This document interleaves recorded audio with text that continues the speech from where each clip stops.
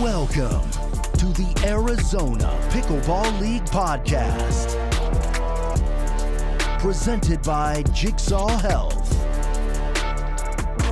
And now, your hosts, Danny Jensen and the Orchard Security Guy.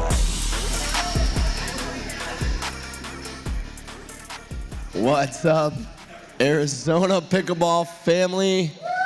This is Danny Jensen, sitting here next to the legend OSG, following the inaugural Tuesday night Pickleball League, Arizona Pickleball League match.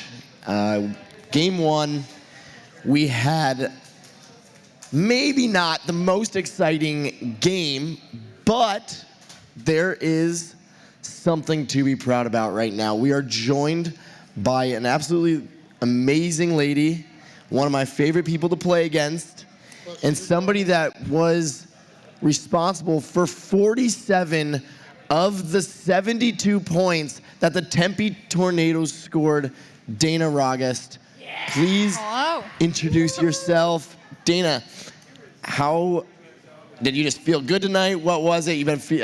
Dana hasn't lost in like 6 weeks. Not true. This is true. Dana never loses, right? I think we were talking about it the other day. When was the last time that you actually lost? Yesterday. It's been a while, trust me. Dana's on a huge winning streak right now through all these types of tournaments and whatnot. It was very exciting to watch. Orchard Security Guy, what did you take away from tonight? Well, I got to back up a little bit, Danny. We had a little bit of a controversy with the GMs when we started this morning about the coin flip. We have a new coin. It has come straight from the KGHM Polska Meads mined in Poland. I mined it myself. It is weighted equally on both sides. As you can see, we have the Orchard. I etched that in by hand on both sides, the Orchard Security. So I just want everybody to know that it is equally balanced on both sides. There is no favoritism to any of these teams. No, that's good to know, because I do recall which manager was it that was complaining a little bit. Well, I'd prefer to keep that on. Okay. I think Stinger. We'll keep that. Sure. We have quiet. Dana saying that it was the Stingers over here. Scotty, yeah. I love to hear it. Controversy before the game even started. No, that's good. Quarter one, Dana, you were on the sidelines for quarter one. What did you see quarter one when they were in the mixed doubles match? Quarter one is tough. I've been Yeah. there before, and you just come out a little nervous. It's not the same as a tournament, because people are coming and watching for a little bit, and then they go on and go watch somebody else. So to have a big crowd watching you, it's tough. It's tough to be the first team to come out. But. No, we noticed, I think it was the first few points, there was a ball, I think, that hit the back part here on a drive. There was a ball that was dropped and didn't make it to the kitchen, and then the second ball was dropped into the net. And I don't think that that's anything against the players. I think it's, like you said, there's a lot of nerves going on. This is the first time some of these players have played in front of big crowds. Orchard Security Guy, you've been in front of big crowds before, but again, that's what Dana's talking about. We have experience here. And it was a little bit tough, that first game. Yes, I did notice that the breathing was off for some of these players. Dana, when you're at the kitchen, I noticed that you did breathe mostly on your backhand shots through your mouth, but on your forehand shots, it was mainly through your nose. Is that something you practice? Yeah, I think about it every shot. Every shot, she's thinking about it. Okay. I'll tell you what. So after the first quarter, the score was 13-13. I'm sitting here in the broadcast booth thinking, oh my gosh, we might have an awesome game. And then you showed up. Came alive. And you absolutely took the place by storm. You came out on fire. You very quickly controlled the pace of the game. And I commend you for that, because it was very fun to watch. Oh, thank you. Mainly because I'm a big fan of yours. Oh. But also because I'm a fan of pickleball, and it was great pickleball that you were playing. You made it very easy on your team, and you were playing with Kyle, right? What's it like playing with Kyle? Yeah, that pickleball guy, he's pretty athletic. Yeah, he is. Yeah. tried to do my best to set him up and keep him involved. You definitely did that. Tried. I don't know how much I actually did that. It was 25-11 in that second game. And we did notice that Kyle was cheating over, but you were allowing him to because you were putting such pressure on the dinks. And Kyle was getting a lot of easy putaways. I experienced that last week when I played with Dana in a tournament. I had, I think, a game where I hit 8 overheads out of the 11 points because you were just setting me up. So it makes sense. I saw exactly what I experienced watching out played on the court. But then mixed doubles is such a different game than women's doubles, correct? So how did then you adjust going into the third quarter to make it, to even open up the score even more? Women's doubles I can play a little more aggressive and just hit out on the ball and take a few more risks and not have to worry about the guy, on the other side, poaching or attacking me. Yeah. Fair enough. That's a great point. I did notice you were driving a little bit more in women's doubles than in mixed. That's something that you do, correct? They were pretty bad, but I'll take them. And then, what's it like playing with Sim? She's so fun. She has a lot of energy. Fun. Yep. Yeah. She brings a storm. She definitely brings a storm. Yeah, we have a good time. Can you give us right now just a quick little tornado? We got to see that. Yeah. Yeah. It's a little more like this, but on the court, it's a little. Yeah. We love that. Throw the rope. Orchard security guy. I think that you need a signature move if that's Dana's signature move. I watched that, and I wanted to ask you a couple questions on that tornado move. I think most of them you did counterclockwise. Do you ever go clockwise on that tornado, or is that not something you guys practice? No, wouldn't recommend. No. Is it harder on the UCL joint or the elbow? Yeah, that sounds right. Yeah. That's why you don't do it. Yeah, from the nurse, you can't go the other direction. No. Okay. No. Okay, good question. I didn't even think about that. No, Dana, I actually at one point was sitting over here doing this as well. I think I did. I saw you. I appreciate it. Yeah. No, I was rooting for you. I thought it was awesome to watch. It was great pickleball you were playing. And then you opened up to the score to a point where the surprise Stingers essentially had no chance to come back in the fourth quarter, which is actually great gameplay. That's exactly what you want to do. It's something that is very worthwhile to basically make happen if you can make sure that the men don't even have a chance to win from the other team. Eliminate them out of the game. Take them out. And I think it was like when you were at about 12 points in the third quarter, me and Caden were sitting here going, I don't think right now the surprise Stingers can come back in the game. So, and that was a testament to your play. We nominated you for MVP probably about halfway through quarter 3. So, is that about what you saw? Am I wrong here? Pretty sure that's when I sent the text out that tornado twirl was probably a good chance we go with that.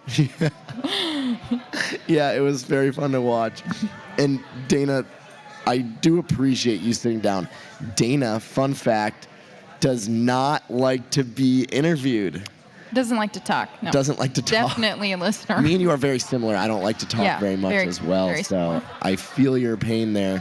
Dana, you are from Coeur d'Alene, Idaho, correct? That's where I live, but I grew up in Alaska. You grew up in Alaska, moved to Coeur d'Alene. Where did you go to college again? Washington State University. Go Cougs. Go Cougs. She was a hockey player. Yep. And then, did you grow up playing hockey? Did you also grow up playing tennis a little bit? Yeah, I grew up playing tennis and then just played my senior year of high school and then my freshman year of college. And then you quit and you continued playing ice hockey? No, I stopped playing hockey you eighth grade. Okay, so you stopped as well. Played high school volleyball, basketball, and softball. Oh, okay, so we got an all-around athlete You got to play everything when you live in Alaska, There's only about 6 kids per school, so. 6 kids and 6 moose at each school. That's right. I have hit a moose before, too. Have you really? Yep. And I'm really rural. Moose are, so deer are what most people around these areas see.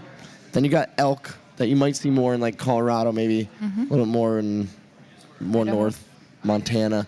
But then you got the moose up in Alaska. What was it like to hit a moose? Well, my mom made my brother and I drive a truck in high school. No cars, because Okay. the moose will come through your windshield. Okay, yeah. Note to self, all your kids. Drive trucks so you don't put moose through your windshield. Did you know that? I did know that. You did know that. Yes. That's something that It's a you've safety concern Smart that you guy. need to, yeah. safety concern that you've recognized. Even here in Arizona, you take that precaution. Yes. Interesting. You have to. They're everywhere down here. So you were driving a truck in high school, Yep.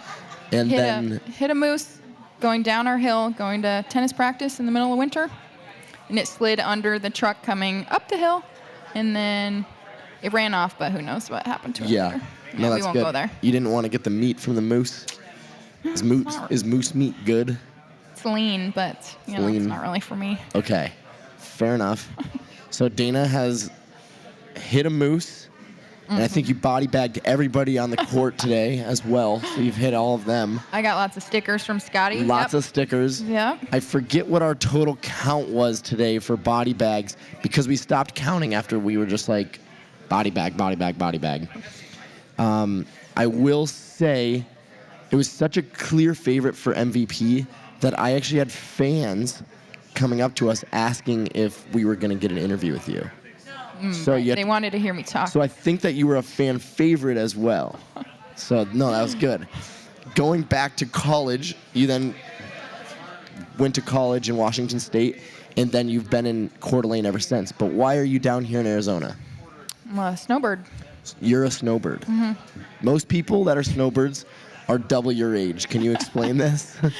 Well, you know, I'm a retired nurse at the moment, so I just had to come down here for more pickleball. Love it, love it. Don't get enough in Coeur d'Alene. Coeur d'Alene is the home of Selkirk, I believe. Selkirk, Tyson McGuffin. Yes, and so Dana tends to play a lot of pickleball at the Selkirk place. You know all the people there. Enough, yeah. She's rocking the Selkirk paddle for the Tempe Tornadoes, and then she comes down here. I meet her for the first time probably like a few months back, maybe. Yeah. And then I quickly realized that she's the best women's player that I've ever been able to play with. Not true. So now I'm just trying to hope that she'll play in another tournament with me.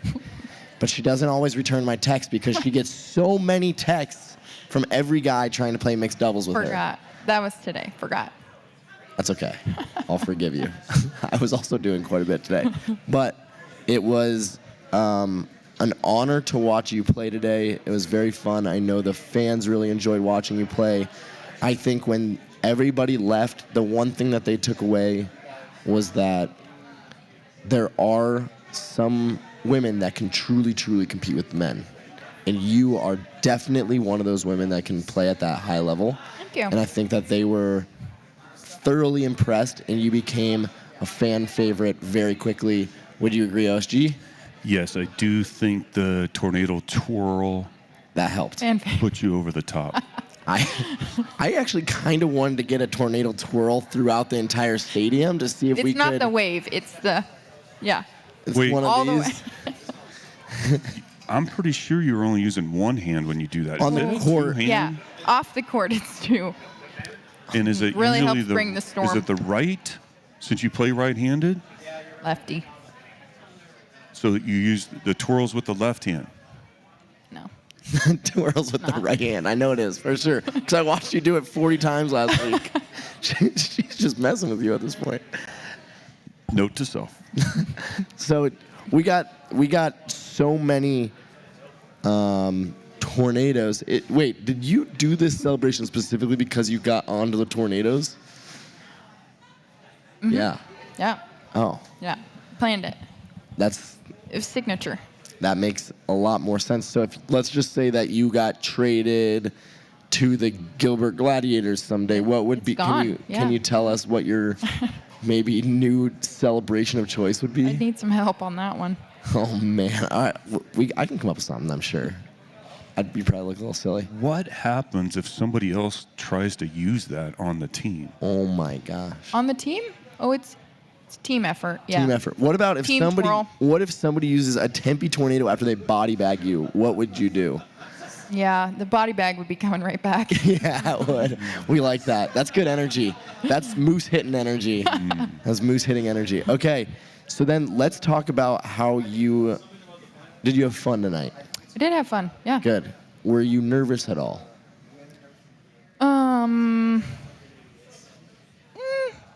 Maybe a smidge. Yeah. The legs, a little Yeah. wobbly, but I'm glad it didn't show too much. Yeah, it definitely didn't show.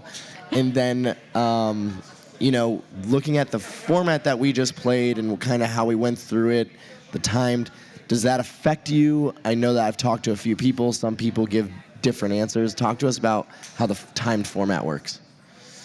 Yeah, I mean, I don't really pay attention to it a whole lot. You just I just keep playing. play, and that's how I am regardless of Yeah. where I'm playing.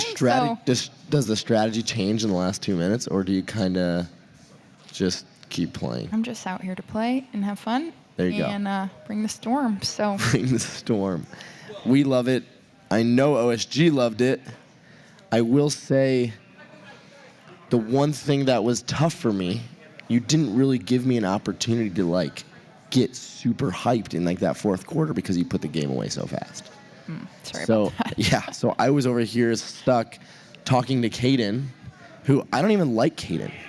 I don't even like Caden. No. I didn't want to be sitting next to him for that Same. long, especially with nothing to talk about.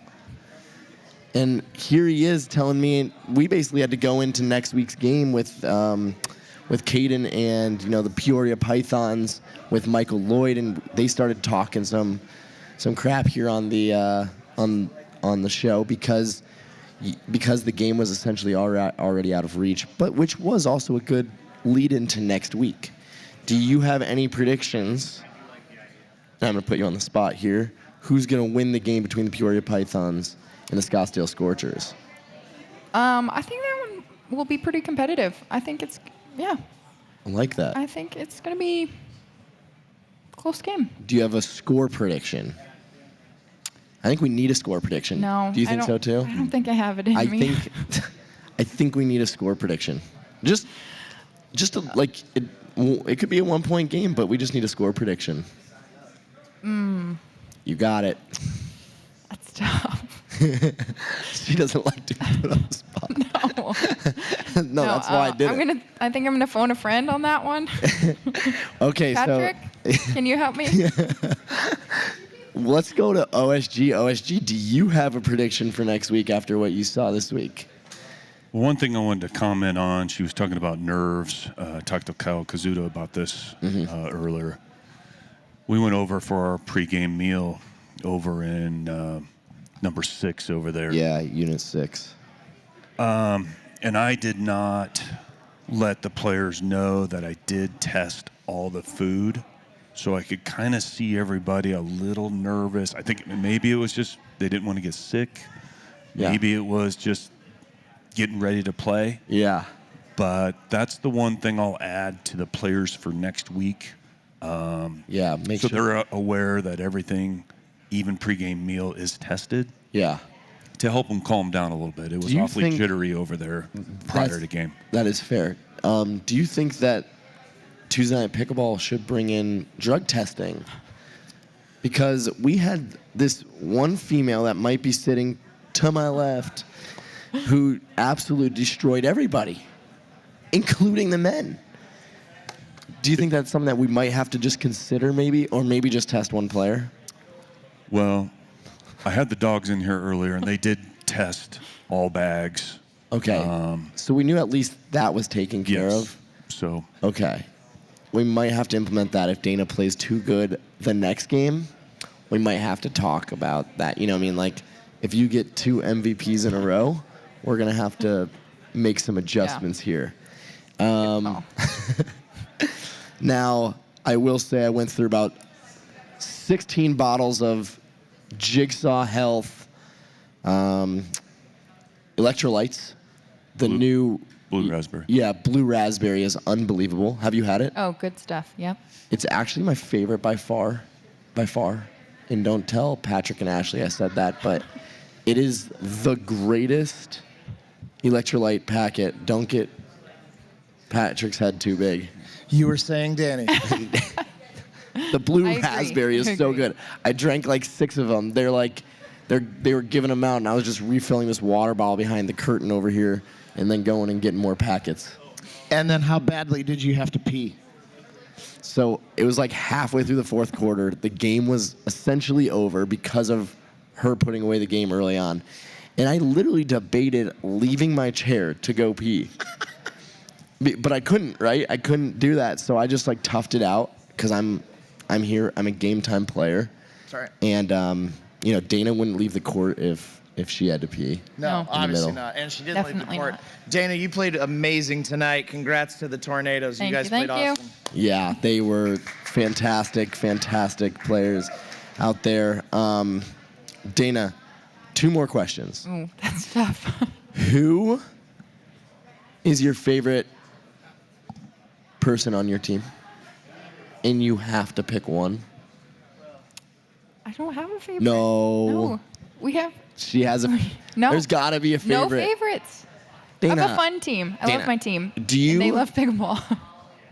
If you had to play one more match in your life, and you got to pick one, you either get to play women's doubles with Sim, mixed doubles with Craig, mixed doubles with Kyle, or mixed doubles with me, who are you choosing? Well, I'm lucky enough to play with Cimarron at least 3 to 4 times a Oh, there week. you go. So, I'll just go with that. Yeah, stick She's to a good, Sim. That's she's a a good hype woman. There you go. That's a good. She makes it fun. I was really hoping she'd pick me, just so I Maybe could rub when it I in. respond to that text.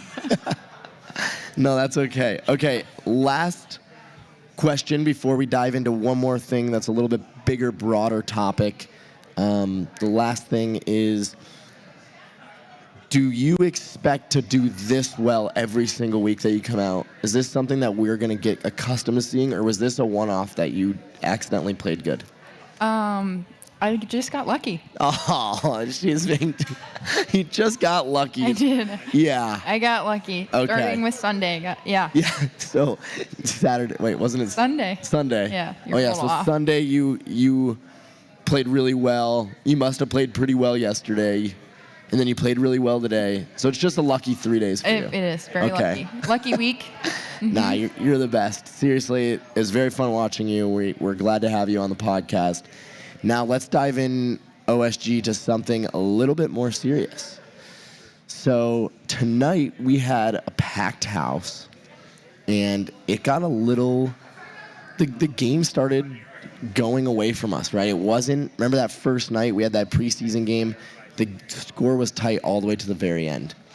How do you think the viewers and how do you think the fans reacted to that? Well, they were still into the game, and as you look at the 4th quarter, it's 18-12. So Surprise put up a pretty good fight with the men's, which I think will give them some good momentum I into agree. their next match. So I was happy to see that. I agree. Had some good entertainment from Nico, and it was good. Yeah. I was very glad, no offense, and actually, totally. Kyle, Craig, you guys got beat tonight. Cooper Fratt and Nico showed a lot of heart. They came after you guys, and they put up 18-12. I was very proud to watch them. You guys competed your hearts out. I think that their hooper, and that's the heart duper based on what me and Kyle made up when he was sitting here on the podcast. I think that the hooper right now for Cooper and Nico might be skyrocketing, and maybe a slight decline for the Craig and Kyle duo. Not quite sure, but that's rumors on the street, right? Hooper will come out on, maybe Wednesday or something with their ratings. Then maybe a more interesting point to all of this. Do you think that this is going to happen again? Do you think that this type of blowout is something that's possible? One team goes off and just makes it no game? Or do you think that we're going to start seeing a lot more closer games coming up here in the future?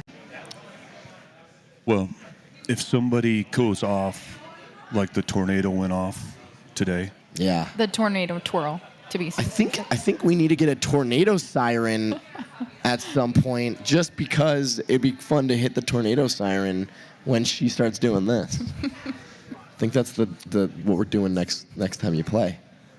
If somebody, all these teams have such great players on them, at any point, one of them can get hot. Absolutely. And Dana got hot tonight. Dana, yeah. It was borderline scary. I was glad I was not on the court across from you. I'd have welts all over my chest. Extremely fun to watch. I really hope that the next few games come a lot closer. With that said, please buy tickets for next week's Tuesday night pickleball. They are $50 up to, I think, about $75. And what comes with it, I want to make sure everybody knows, it's fun entertainment. You get to watch great pickleball. You get to hang out with all your favorite friends. You also get great food included. You get drinks included. It is something that is just a great night on a Tuesday that maybe you have nothing else planned and you want to bring the family. It's totally worth it. It's less than a night out. I think I went out on Saturday and spent like $300 maybe. So definitely less than a night out, at least for me. And it's something that you get to watch amazing players play. You get to have a true experience. It's fun. Like that first part, it's a great atmosphere, isn't it? It is. It's fun to play in. You get to support. You get to support everything, including DJ Pickle, The Orchard, Jigsaw Health, and all of the amazing pro athletes that are now playing in the Arizona Pickleball League going into week 2. So I'm very happy to be a part of this. I'm very excited for what the next week's show. I hope we get another one of those tight games coming up. I've already have Caden. Let me see. I have it written down. Caden predicted that him and Pessa would beat Michael and Treffery 25-11. He said it would be very similar to the mixed doubles game here that we just saw in game 2. So basically, Caden is saying he has to channel his inner Dana and go after Michael and Treffery in quarter 4 of the next game. So I'm really excited to watch that play out. I'm excited to watch the Peoria Pythons come out. It's going to be the first time that we've seen them play. We saw the Scottsdale Scorchers play one time in that first one. And I think it's going to be quite fun to at least get back here next Tuesday and enjoy the show. So please come support the team. People like Dana, people like OSG, kind of me. I think that you can listen to me at all times. You might not even want to listen to me. That's the good part. You still have to. So with that said, thank you very much for joining us, Dana. Thank you for having me. The MVP of week 1, the one that scored 47 points while the surprise Stingers scored 46. You won the game. So congratulations. OSG, Great any last job. words? Yes. Pickleballers, as you watched these amazing players tonight, what you noticed is they would get up to the kitchen line. And when they got up to the kitchen line, they would dink mostly cross court. Now, there's a mathematical reason why they do that. So if you take the length of that cross court shot and you take the cube root of that times pi and compare that to the dink cross court to straight ahead, minus that and take the square root of that, that comes out to 86.36 centimeters or 34 inches. Center. That's the lowest part of the net. That was Until incredible. next episode. That was incredible. Good night. That was incredible. Good night.